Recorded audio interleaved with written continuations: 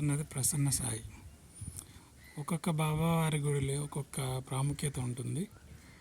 అందులో ఏమిటంటే ఈ బాబావారి ప్రాముఖ్యత మనకి ఆర్థిక అభివృద్ధికి దోహదపడతారు బాబావారు.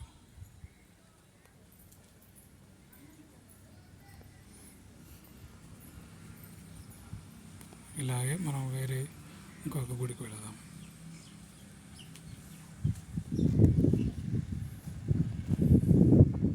ఇక్కడ మనం చూస్తున్న బాబావారు ఆరోగ్యాభివృద్ధికి మనకి బాబావారు దోహదపడతారు అన్నమాట.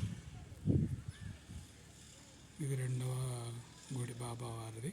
ఇలాగే ఇంకా మనకు మొత్తం 5 ఉన్నాయి. 5లో రెండవది ఇది. ఇంకా మిగతా 3 కూడా చూద్దాం.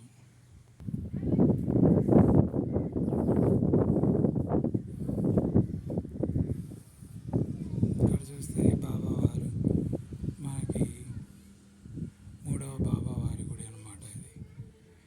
ఇక్కడ బాబావారు మనకి సుఖ సంతోషాలని ప్రసాదిస్తారు.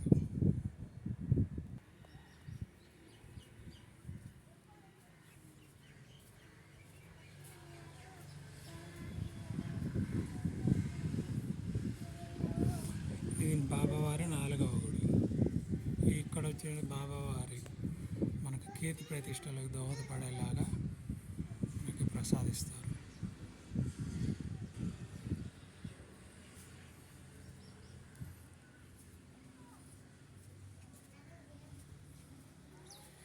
ఇది చివరిది 5వది బాబావారి స్తూపం.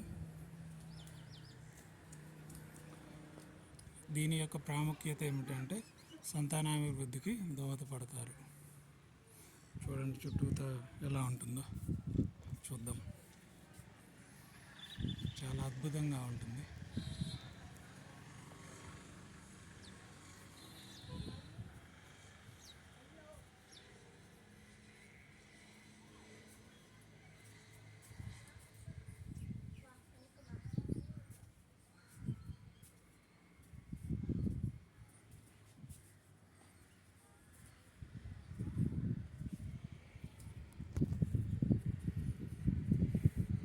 ఇక్కడ చూస్తే బాబావారు మనకు బ్రహ్మదేవుని లాగా కనిపిస్తుంది.